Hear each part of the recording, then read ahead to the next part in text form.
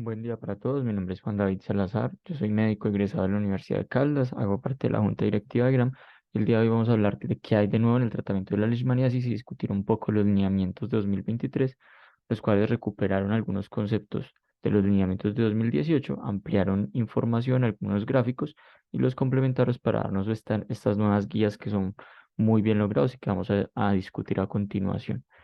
Por definición, la leishmaniasis es un complejo de enfermedades transmitidas por vectores causadas por un grupo de protozoarios pertenecientes al género de Leishmania. Son al menos 20 especies de parásitos, de los cuales solo hay algunos que circulan en Latinoamérica y que tienen alguna restricción en algunas zonas del mundo, como lo vamos a ver ahorita, ¿cierto?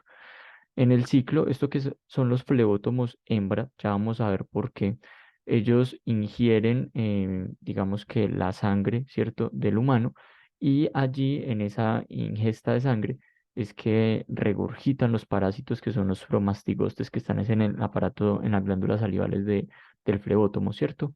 Una vez se da esta inoculación, el promastigote es fagocitado por los macrófagos, por el sistema monocito-fagocito, y allí se diferencian en amastigotes adentro de los macrófagos, luego los llevan a una lisis y se multiplican, y luego esta sangre infectada es la que el flebótomo ingiere nuevamente para cumplir el ciclo replicativo.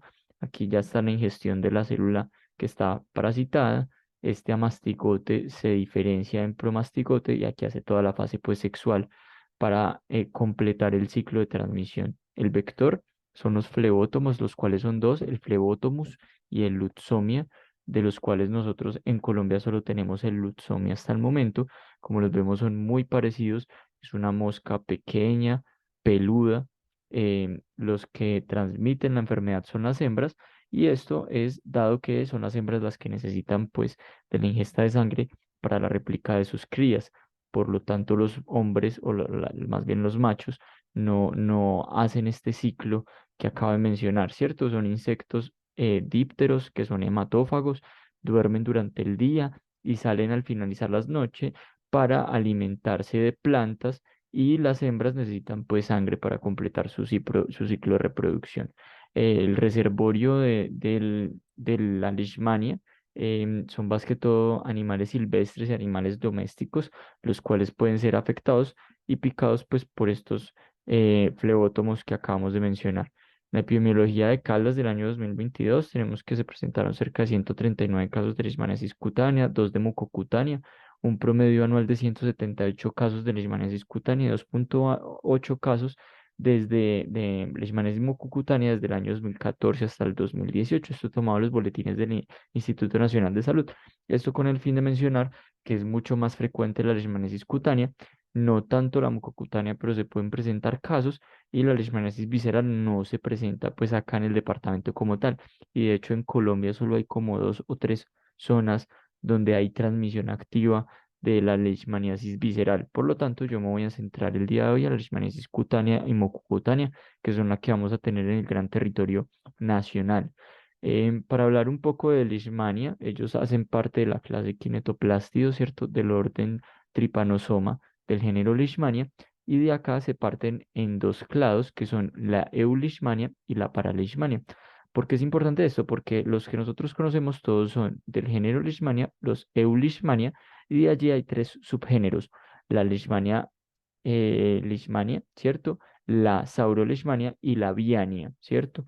Entonces, por ejemplo, nosotros en Latinoamérica solo tenemos la especie Leishmania viania del subgénero Viania, y de estas hacen parte cerca de 9 especies que son brasilensis, guyanensis, panamensis, que son las más importantes, mientras que cuando son del subgénero Leishmania leishmania, o sea, lo encuentran en los textos como LL, son las especies que son un grupo muy grande, que son como 18, y las más frecuentes son trópica, mayor, donovani y mexicana. Sin embargo, como les digo, nosotros lo vamos a ver en los libros, en los documentos de texto. Lo que circula acá, al menos en Latinoamérica, es la subespecie o el subgénero Leishmania y los que hacen parte de este subgénero Viania, o sea, brasilensis, cuyanensis y lancinoni y panamensis en el caso de Colombia.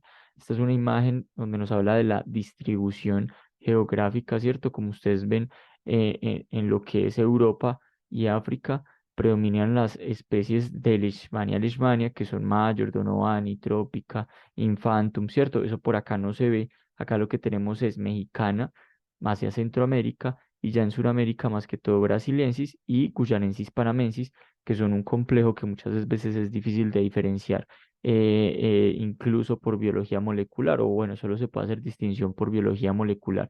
En Colombia circulan estas tres, brasiliensis, guyanensis y panamensis, al igual que en la gran mayoría de países de Latinoamérica. Listo, eso es lo que yo les mencionaba. Por ejemplo, esto es Leishmania, del subgénero Leishmania, donde están mexicana y Donovani, pero nosotros tenemos son estos que resalto acá: Leishmania viania, brasilensis, guyanensis y guyanensis panamensis, ¿cierto? Que muchas veces es difícil de diferenciar.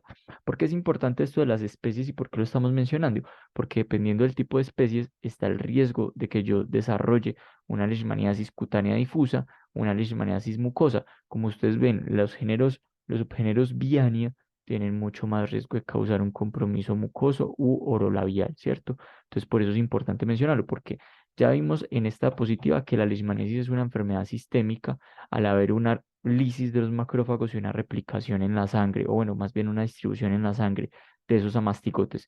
Eso por una parte. Y fuera de eso, estos parásitos que están pasando al torrente sanguíneo, pues tienen un gran potencial de hacer compromiso de las mucosas. Entonces, por eso el riesgo de que una paciente se nos transforme de leishmaniasis cutánea a mucocutánea con las especies predominantes, al menos en Colombia, el riesgo de desarrollar leishmaniasis mucocutánea siempre será un riesgo latente, listo.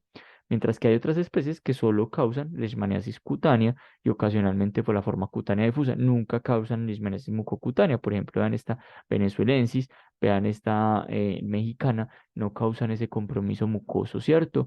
Esta es otra gráfica pues de la distribución de lo que acabamos de mencionar, y el espectro clínico de la leishmaniasis cutánea pues depende mucho de la respuesta inmune, ¿cierto?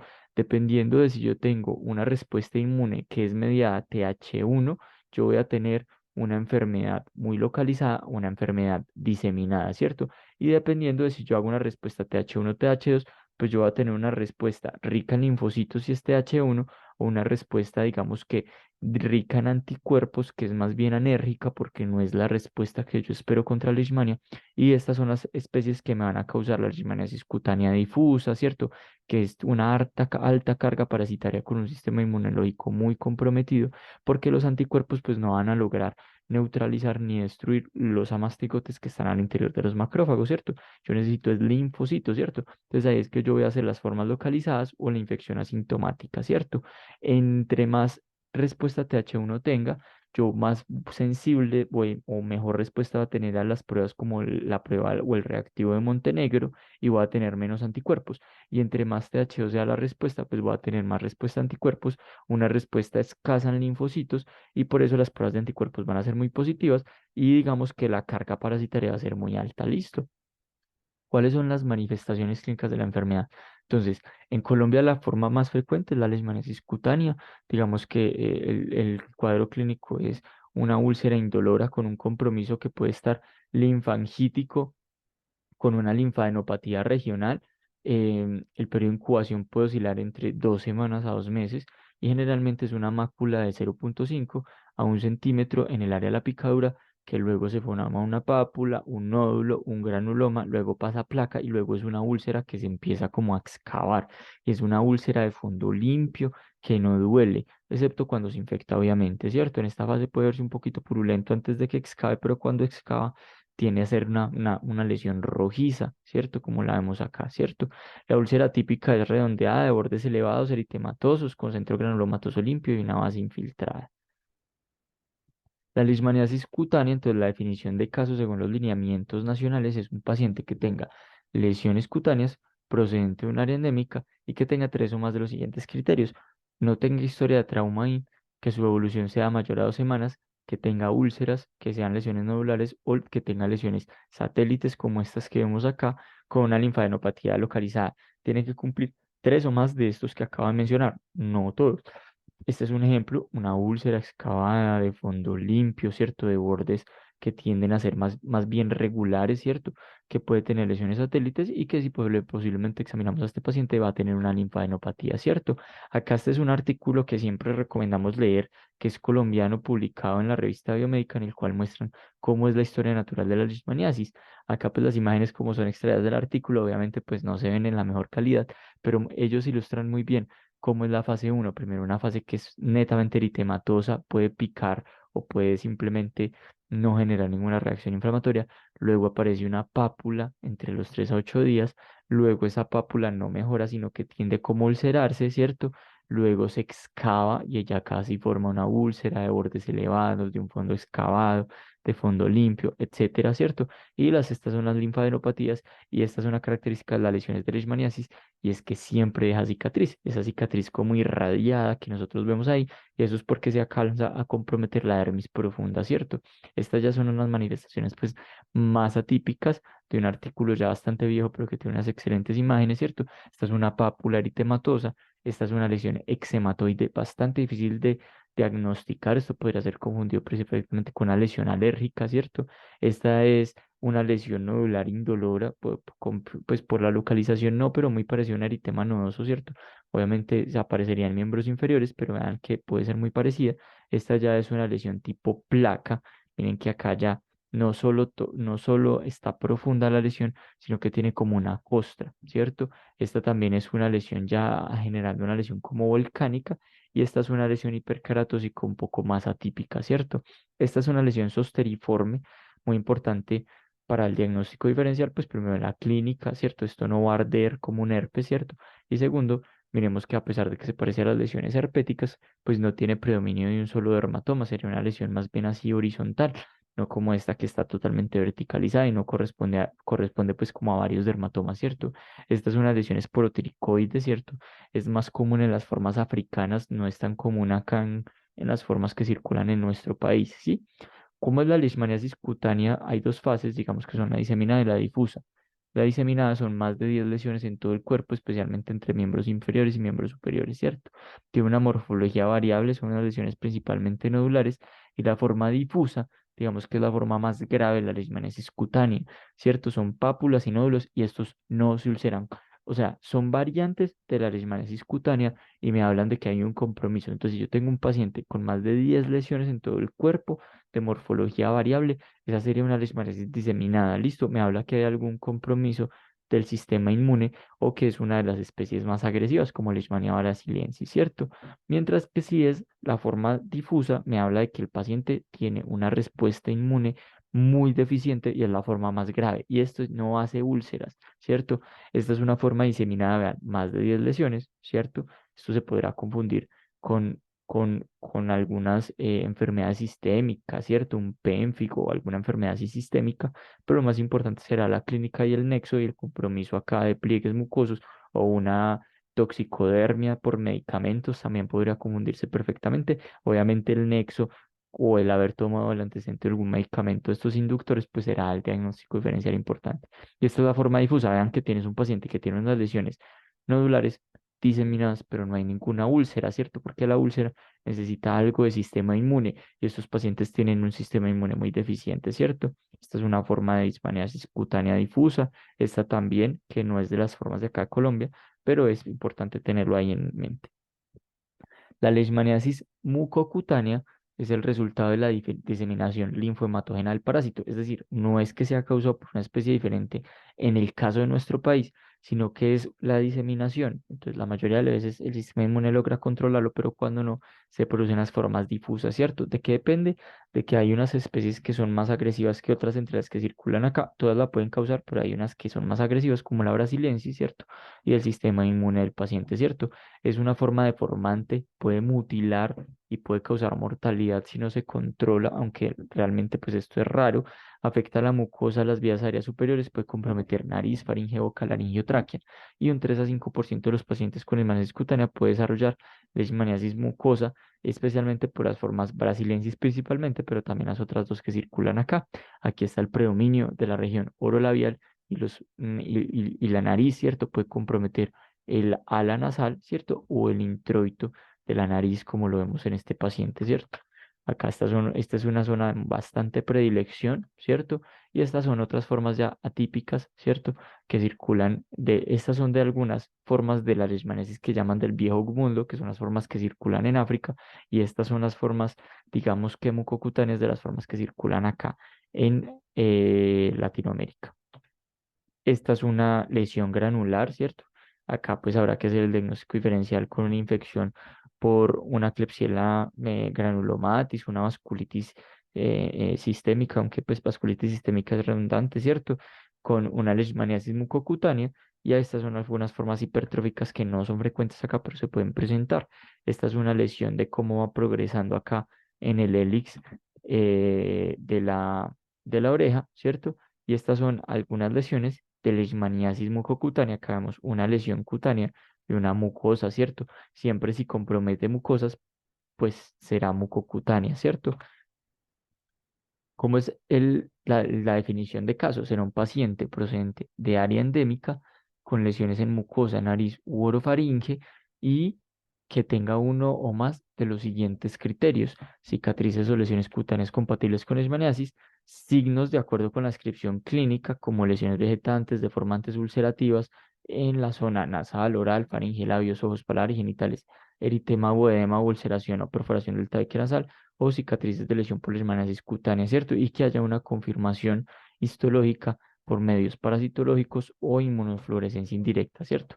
¿Cómo es el diagnóstico? Pues yo tengo tres tipos de diagnóstico. El clínico, que va a depender de la geografía, que es pertenecer a un área endémica o haber estado en una zona endémica, y la clínica, ¿cierto? El parasitológico, que es el gold estándar confirmatorio, que será la visualización de los amastigotes en tejido en un frotis, o visualización de promastigotes en un cultivo, o pruebas de pcRNA positivas, ¿cierto? Estas ya en centros pues de alta complejidad o centros de referencia a leishmaniasis, ¿cierto? Y el inmunológico, digamos que no es sine qua non para el diagnóstico, sino que es más bien complementario y me apoya más a conocer el estado inmunológico del paciente como para saber qué tan comprometido, cómo va a responder, aunque no me modifica conductas terapéuticas, ¿cierto? Excepto cuando yo estoy, digamos que sopesando darle tratamiento localizado, que eso es en nuestro medio poco frecuente, ya vamos a hablar de eso, ¿cierto? Entonces el método inmunológico es muy, lo pintan todavía en los libros mucho, en los lineamientos lo mencionan, pero realmente son pruebas poco disponibles y que realmente uno con estos dos puede abordar a un paciente y puede tratarlo perfectamente en el 95% de los casos, ¿cierto?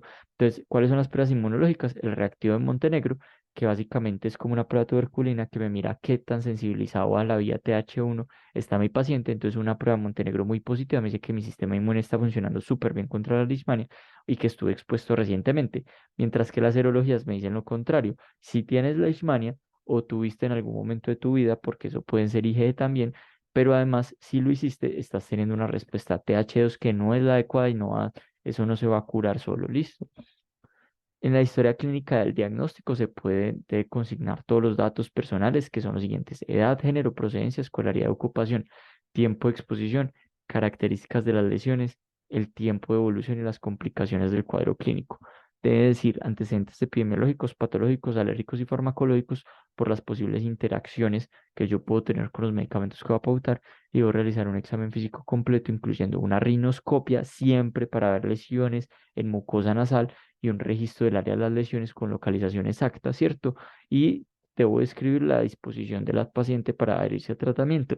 Siempre debo poner las medidas de las lesiones de cada una y, por ejemplo, si es posible, tomarle fotos a las lesiones para evaluar la progresión. Listo. ¿Cómo es el diagnóstico entonces? El frotis es el método más rápido, más económico, más fácil de utilizar y con mejor sensibilidad, especificidad, o mejor costo-efectividad, por así decirlo, con una sensibilidad del 85 al 90% con una buena técnica, ¿cierto? Entre más reciente sea la lesión, más sensible es. Entonces, yo tengo varias lesiones en un paciente, puedo escoger la que más recientemente apareció, que ya se haya ulcerado. ¿Listo? Este es un artículo ya, digamos que viejito, es un estudio realizado por el equipo, por el grupo de enfermedades tropicales de la Universidad de Antioquia, y sigue pautando que ellos compararon cuál era la sensibilidad de tomar las muestras del frotis que yo puedo hacer en cualquier primer nivel con un equipo entrenado, ellos compararon, esta es la lesión ulcerada, entonces compararon cuál es la sensibilidad al hacer el frotis del borde, al hacerlo del centro y al hacerlo combinado. Y encontraron que la sensibilidad del borde era el 78,3, del centro era el 90% para el diagnóstico y que combinando ambos en un mismo frotis yo tenía una sensibilidad del 94%, por lo cual esta va a ser la recomendación, hacerlo siempre de ambos, tanto de borde activo como del centro de la lesión, ¿cierto? Se recomienda tomar más de una muestra, puntualmente los lineamientos recomiendan tomar 3 muestras, es decir, un frotis son 3 muestras y cada muestra de ese frotis debe ser tanto el borde activo como el centro, lo cual va a mejorar el rendimiento, ¿cierto? Las lesiones crónicas es mejor hacer aspirado o se recomienda cultivo, por eso nosotros para el frotis vamos a hacer de lesiones más frecuentes, ¿cierto? Y si el paciente tiene múltiples, pues voy a tomar la más reciente, listo. Y si tiene lesiones satelitales, también voy a tomar muestras de ellas, listo. Si tengo, voy a hacer el frotis, voy a limpiar primero la herida con agua y jabón, voy a hacer antisepsia con alcohol. Si tiene costra, la voy a retirar porque la costra tapa los amastigotes que están debajo, ¿cierto? Entonces los voy a retirar así como está en esta imagen. Y si hay signos de sobreinfección bacteriana, lo mejor es dar antibiótico durante 5 días, tipo trimetoprim sulfa, tipo una cefalosporina de primera generación o tipo clindamicina durante 5 días antes del frotis para disminuir la carga bacteriana y no entorpecer lo que yo me voy a hallar en la toma de la muestra. La biopsia solo se recomienda cuando tengo ya 3 exámenes directos, cada uno con 3 tomas negativos. Es decir, un frotis consiste en 3 muestras, ¿cierto? Eso quiere decir que ya son 3 frotis que han sido negativos. Ahí es donde yo indico la biopsia. Me establece el diagnóstico concluyente. Aquí yo busco es demostrar los promastigotes, ¿cierto? Y me sirven para el diagnóstico diferencial, ¿cierto? Y sugiere el diagnóstico de leishmaniasis si los microorganismos no son demostrables por microscopía, ya han fallado en métodos anteriores en el frotis, ¿cierto? Actualmente se pueden procesar en estas muestras de patología las muestras de PCR, pero no están tan disponibles al menos en el departamento de Caldas, listo. El cultivo se hace cuando ya tengo 3 exámenes directos negativos, tengo una biopsia negativa o no concluyente, yo sigo con la sospecha, ¿cierto?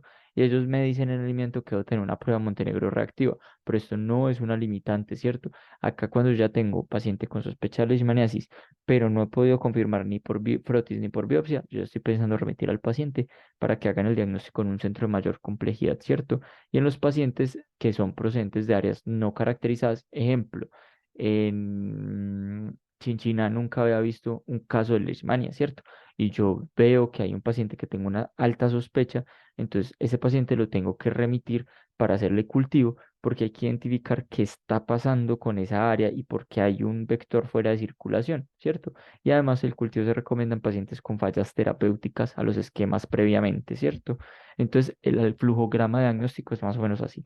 Hago 3 frotis que los puedo hacer en baja complejidad.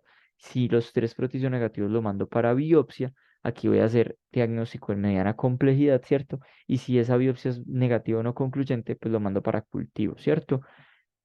En leishmaniasis mucosa, digamos que el diagnóstico cambia un poquito, porque este es el flujograma para leishmaniasis cutánea, pero en leishmaniasis mucocutánea recomiendan que a todo paciente con sospecha de leishmaniasis mucosa le va a hacer los 3 exámenes simultáneamente, además del frotis. Es decir, frotis, biopsia de la mucosa que está comprometida, debo hacer inmunofluorescencia indirecta y prueba Montenegro.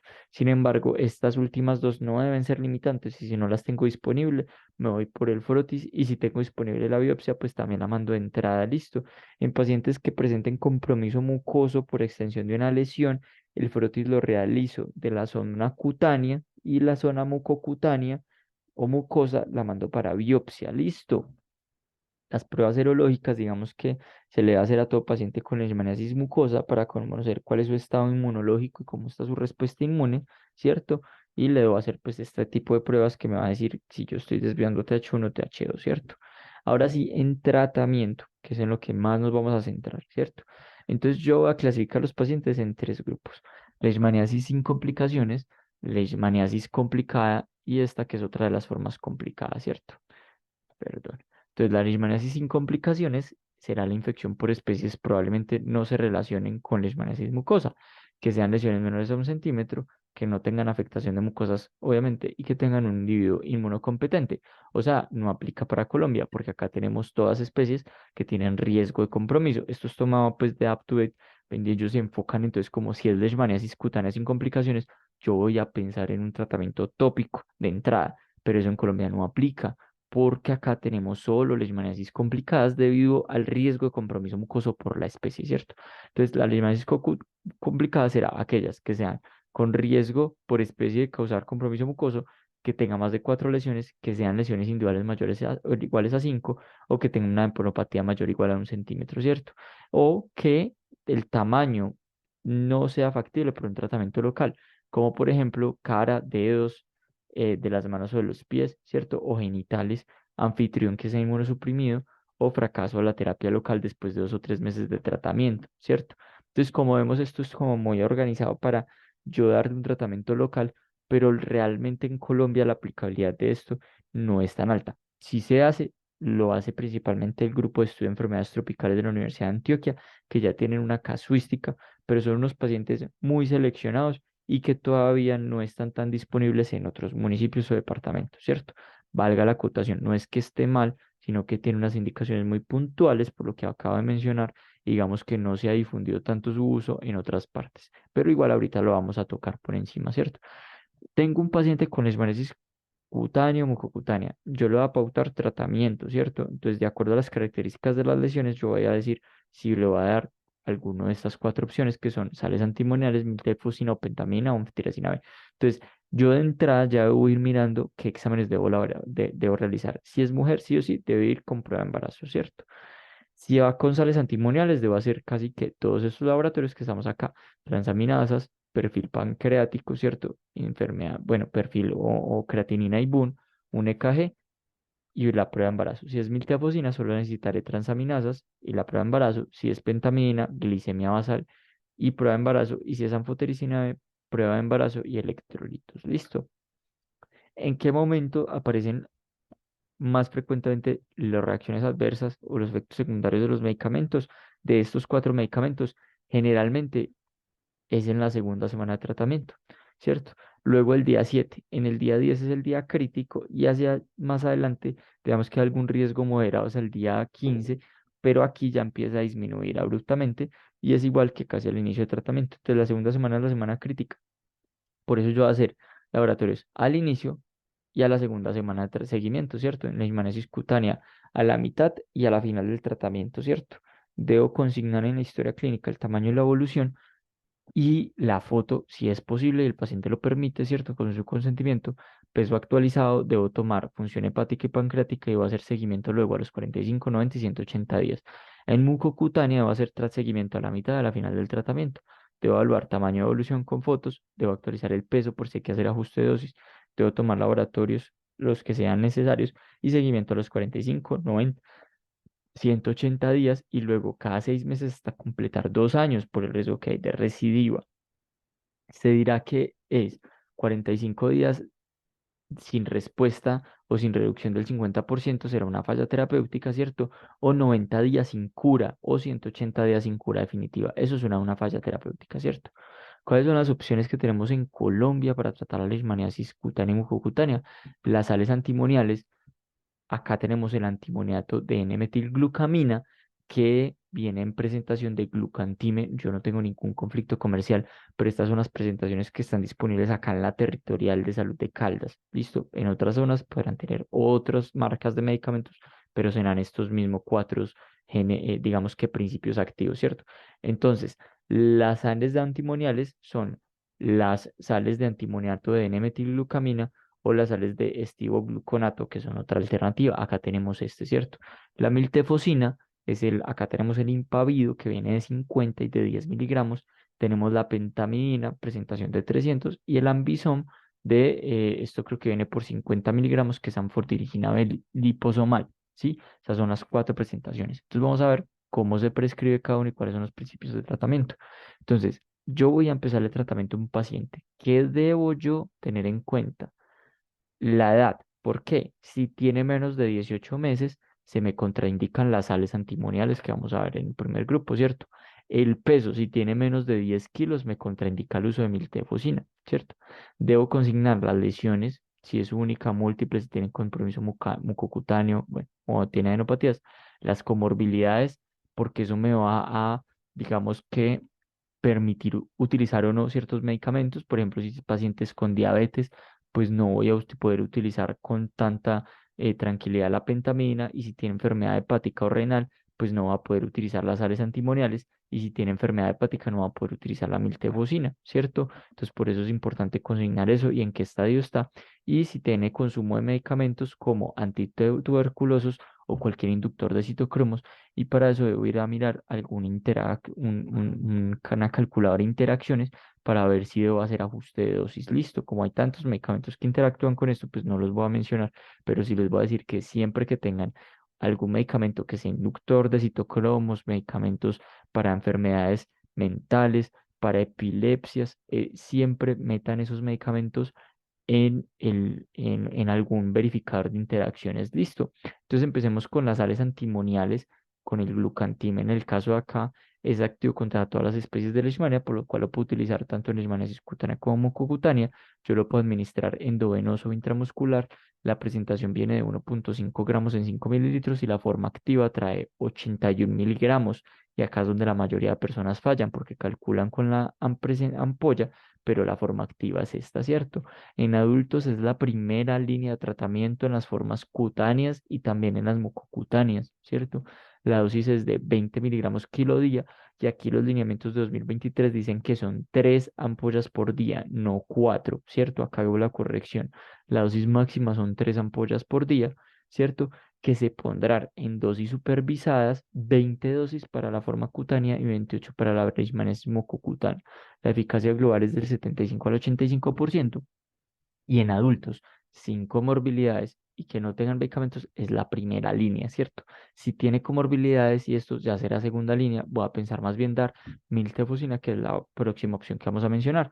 Al igual que en niños se prefiere el uso de la miltefosina sobre el uso de el glucantime, por la alta tasa de fallos terapéuticos y reacciones adversas, ¿cierto? Entonces, en niños pediátricos es segunda línea de tratamiento de las sales antimoniales, ¿cierto? Y está totalmente contraindicado en menores de 18 meses, en enfermos renales y en enfermos del corazón, ¿cierto? Que hayan tenido antecedentes de infarto, que tengan una falla cardíaca crónica, que tenga una fe comprometida. Esos son contraindicaciones para el glucantime, ¿cierto? Solo se utilizará en caso de falla terapéutica a miltefosina en las dosis descritas. Listo. Entonces, tiene muchas reacciones adversas, principalmente mialgias, artralgias, transaminitis, cardiotoxicidad, ¿cierto? Y en niños se asocia a más fallo terapéutico con un OR mayor, debido a, bueno, se cree que es debido a una mayor depuración renal del medicamento y disminución de la forma activa, ¿cierto? Entonces, por eso en niños es segunda línea las sales antimoniales, ¿cierto? Entonces, miltefosina es segunda línea en pacientes adultos, es decir, es lo que yo preferiré cuando el paciente adulto tenga comorbilidades que me contraindiquen el uso de sales antimalariales, o es lo primero que yo voy a pensar en darle a un niño. Es activo contra todas las formas de leishmania circulantes acá en el departamento y en Colombia en general, ¿cierto? Incluso es activo contra visceral, pero no van, y eso no hay acá en Colombia, listo. Entonces en visceral no aplica, ¿cierto? En presentación de 50 y de 10, es primera línea en todo niño mayor a 10 kilos, ¿cierto? Y la dosis es de 1,5 a 2,5 miligramos kilo día, para una dosis máxima de 150 miligramos día, que debo dividir en 2 a 3 dosis. La duración es de 28 días para todas, para cutánea y mucocutánea. Listo. Y digamos que hay pocos estudios en niños menores de 12 años. Este es un estudio publicado por la doctora Rubiano, que hace parte del grupo de CIDEIM, ¿cierto? Y del grupo de la Universidad del Valle, que evaluaron la no inferioridad de la miltefosina versus las sales antimoniales para el tratamiento de la leishmaniasis cutánea, y demostró que no era inferior, ¿cierto? Que de hecho tenía menos tasa o menos frecuencia de fallo terapéutico, ¿cierto? Las reacciones adversas son más que todo a nivel de sistema gastrointestinal, ¿cierto? En niños es muy eficaz y muy bien tolerado, y la miltefosina también es una excelente opción para aquellos adultos que tengan contraindicadas las sales antimoniales, o que, digamos, no tengan la disponibilidad de movilizarse hasta el centro de aplicación de los medicamentos con sales antimoniales, porque serán de 2 a 3 ampollas por día durante 20 a 28 días, ¿cierto? Entonces es de algo difícil de cumplir. Entonces ahí también yo me podré valer de la miltefosina. La pentamina es considerada también una segunda línea de tratamiento. Esta se utiliza cuando hay contraindicaciones para los dos medicamentos anteriores, ¿cierto? Vienen presentación ampollas de 300, se puede administrar intravenoso o intramuscular. Nosotros sugerimos, por la experiencia acá en el departamento, que se administre de forma intravenosa. La dosis es de 3 a 4 miligramos kilo día cada 3 días y en leishmaniasis cutánea se dan 4 dosis y mucocutánea 7 a 15 dosis según respuesta. La eficacia global es buena, pero está en estudios viejos y es activo solo contra guyanensis, no tiene actividad tan demostrada contra Varicosiensis y Paramensis, entonces es un riesgo de que recaiga luego por tener estas especies si yo no tengo una comprobación molecular, que va a ser poco probable que yo la tenga en la mayoría de centros de salud de Colombia, ¿cierto? Entonces, ¿lo puedo poner? Sí, pero debo tener ese riesgo en mente, que si me recae es que pues posiblemente otra especie, ¿cierto? Para esto, la administración recomendamos reconstituir cada ampolla en 5 mililitros de agua inyectable, ¿cierto? Tomar glucometría y presión arterial siempre antes de la administración, aplicar el volumen calculado de forma intravenosa o intramuscular, ¿cierto? Y de forma concomitante, infundir de 200 a 100 mililitros de dextrosa destilada en agua, puede ser del 5 al 10% en 30 minutos.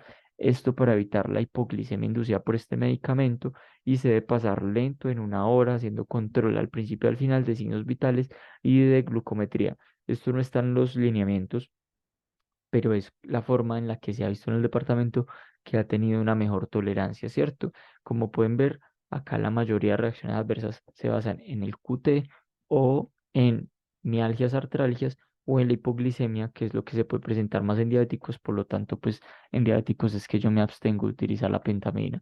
Y la anfotericina B es como una línea de rescate o en pacientes que tienen contraindicados todos los medicamentos anteriores, ¿cierto? Es activo contra todas las especies de leishmaniasis cutánea, mucocutánea, visceral. La dosis es 3 miligramos kilo día para una dosis máxima de 250, con una dosis acumulada de 20 a 40 miligramos kilo, ¿cierto? Esto para la anfotericina B liposomal, ¿cierto? Estas dosis, si es de oxicolato, deberá ser al ajuste equivalente y debería revisar las dosis, ¿cierto? En pacientes inmunocompetentes, doy esta dosis de 3 miligramos kilo día los días 1 a 5 y luego día 14 y 21. En inmunocomprometidos el esquema es 1 a 5, día 10, 17, 24, 31 y 38. Listo. Pilas. Siempre la Anfobe se debe administrar por una vía central por el riesgo de flebitis porque tiene un pH muy ácido, ¿cierto? Digamos que los estudios en hermanasis cutánea y mucocutánea son muy pocos, pero es que no es un medicamento que se utilice tan frecuentemente, se utiliza como una terapia de rescate, ¿cierto? Las reacciones adversas van a ser obviamente la nefrotoxicidad, la hematuria, la hipocalemia, por eso deberá ser una monitorización juiciosa de creatinina y BUN y electrolitos siquiera cada 72 horas, especialmente el potasio, ¿cierto? Acá tenemos algunos casos, ¿cierto? Para orientar lo que acabamos de ver. Este es un niño de 9 meses, ¿cierto? Que tiene, si no tiene antecedentes de importancia, pesa 9,5 kilos y tiene un cuadro de 3 meses de evolución de unas lesiones neurales en ambas mejillas, con una posterior ulceración y aumento progresivo del tamaño en mejilla derecha y de 5 centímetros en la mejilla izquierda, con bordes inflamatorios y fondo sucio. Entonces, niño de 9 meses con un peso de 9,5 kilos. Estas son las lesiones que ustedes van a ver acá, ¿cierto? Son unas lesiones bastante feas que probablemente tienen un tiempo de evolución bastante crónico y que no ha mejorado con los tratamientos tópicos que le han dado, posiblemente pensando en un impético, que es lo que se puede parecer, ¿cierto? Una lesión muy como una costra merisérica, que no es lo típico, pero que sí lo hemos visto en varios pacientes acá del departamento. Entonces, al ser menor de 18 meses, tiene 9 meses este paciente, pues no le puedo poner sales antimoniales y tiene 9,5 kilos, es decir, menos de 10 kilos, no le puedo dar miltefosina. A este paciente se le dio pentamina, dosis de 4 miligramos kilo día interdiarios y al día 3 o la tercera dosis presentó hipoglicemia, hipotensión, hipotimia. Entonces luego se le reanudó la infusión de dextrosa con las recomendaciones que mencionamos ahorita y no presentó nuevas reacciones adversas y estas son las lesiones que ya están bastante con una cicatrización y con una mejoría bastante llamativa, ¿cierto? Esta es una niña de 3 años con antecedente con una comunicación interventricular, una coartación aórtica, un grupo recurrente, pesa 13 kilos y tiene una lesión ulcerada, que es esta que vemos acá, de 3 por 2 de fondo limpio, ¿cierto? Entonces, esta niña de 3 años pues tiene unos antecedentes cardiovasculares bastante importantes, ¿cierto? Y respiratorios también. Entonces, pues obviamente, esta paciente que pesa, digamos, más de 10 kilos, pues mi primera línea de tratamiento va a ser el manejo con miltefosina, ¿cierto? Este es un niño de 4 meses que no tiene antecedentes, pesa 6 kilos, tiene una lesión de 2 meses de evolución, con una lesión ulcerada con bordes eritematosos, acá en el septo nasal con un exudado seroso, ¿cierto? Esa es la lesión. Entonces, 4 meses y 6 kilos, entonces tiene menos de 18, no le puedo poner sales antimoniales, tiene menos de 10 kilos, se contraindica la miltefosina. A este paciente no se optó por la pentamina, sino por la anfotericina B. Se le dieron 7 dosis de 3 miligramos kilo día para una dosis de 125 miligramos totales, ¿cierto? Con una buena evolución, y esta es pues como resuelve la lesión posterior al tratamiento, ¿cierto? Ya para finalizar esta conferencia, les quiero hablar de Locate Dose, que es una herramienta completamente gratuita que la pueden encontrar en Google, ¿cierto? No en la Play Store, sino en el Google, en el navegador de cualquier dispositivo. Ponen esto, OK Dose, y ahí les va a aparecer este enlace. Lo abren y es una herramienta que les va a orientar bastante en el tratamiento de no solo de la leishmaniasis, sino otras enfermedades. Como ustedes ven acá hay leishmaniasis, malaria, chagas, pero también hay rabia. También están los esquemas de micobacteria en tuberculosis, ¿cierto? Para pacientes con VIH, sin VIH, acá están bien todos los días. Y por ejemplo, si ustedes ponen transmitidas por vectores y leishmania, él les va a preguntar el peso. Usted le dice, no, pesa 70 kilos, y él les va a dar todas las opciones terapéuticas. Entonces, con la charla de hoy, ustedes ya escogieron qué tratamiento se le va a dar, ya sea por la edad, por el peso, por los medicamentos que toma o por las enfermedades que tiene de base. Van a escoger uno de estos cuatro, y cuando lo escojan, les va a decir, por ejemplo, este paciente es candidato a N-metilglucamina, esta es la dosificación, ¿cierto? Y les dice los días de tratamiento y cómo lo deben preparar y diluir. Entonces es una herramienta que para los que van a trabajar en zonas rurales les va a servir muchísimo, y esto está revisado pues con los últimos lineamientos de 2023, ¿cierto? Tratamiento en condiciones especiales, pacientes inmunocompetentes, que yo tenga pediátricos como estos que acabamos de ver, ¿cierto? O que sean adultos mayores de 65 años y que tengan lesiones únicas, menores a 3 centímetros, que sean no complicadas. Es decir, en cara, que no estén en cara, orejas, articulaciones o dedos, ¿cierto? A estos pacientes yo les podría aplicar la terapia local, que consiste en termoterapia más crioterapia. Ese es el grupo determinado por los lineamientos nacionales, es decir, un individuo que no esté inmunocomprometido, que tenga contraindicación para los esquemas de base, es decir, que sea menor a 10 kilos o mayor a 65 años, ¿cierto? Que en esos pacientes es que yo como que, bueno, esos medicamentos pueden tener muchas reacciones y preferiría no darlos en algunas situaciones, ¿cierto? Que tenga una lesión que sea menor a 3 centímetros y que tenga lesiones en estas zonas que mencionamos, ¿cierto? O que sean mujeres embarazadas y que estén finalizando la gestación, pero estén, por ejemplo, lactando. A estos pacientes yo les puedo hacer termoterapia más crío, y en caso de criterios de que yo tenga una urgencia, por ejemplo, tengo una sepsis por leishmania, que es poco frecuente en las formas cutáneas y mucocutáneas, pero puede pasar en la visceral, en estos pacientes siempre optaré por el tratamiento con anfotericina B. Esos son como los casos especiales que recomienda, y lo más importante es que ese tratamiento local debe ser realizado por un personal capacitado por la OPS, ¿cierto? Entonces, estos grupos capacitados de nuestro conocimiento solo están en algunas zonas de Colombia, principalmente en Antioquia, ¿cierto? Entonces acá en el departamento optaremos por estos tratamientos que son orales o endovenosos, ¿cierto? Y tendrán siempre el respaldo de la dirección territorial.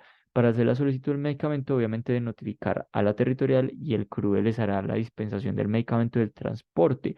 O hay algunos centros que tienen tanta incidencia en el cual hay disponibilidad pues de tiempo completo de los medicamentos, pero se debe hacer el proceso de diligenciamiento y notificación a los entes territoriales, porque la leishmaniasis es una enfermedad de notificación obligatoria en todo el territorio nacional. Listo. Este es el flujograma, que básicamente dice lo mismo que acabamos de mencionar, pero les resumo: paciente con lesiones compatibles, tiene úlcera típica o lesiones atípicas. Yo hago un examen directo que son 3 láminas, eso es un frotis, ¿cierto? Y si observo los amastigotes, pues hago el diagnóstico. Si no, hago un segundo frotis, ¿cierto? Y hago hasta un tercero, y si esos tres son negativos, pues los llevo a biopsia, y una vez confirme, voy a hacer voy a hacer los laboratorios indicados para cada grupo de pacientes, ¿cierto? Y ya luego con esto ya voy a pautar el tratamiento, que es lo que acabamos de mencionar. Listo. Eso es todo. Les agradezco pues mucho su atención. Espero que esta charla haya sido lo suficientemente ilustrativa.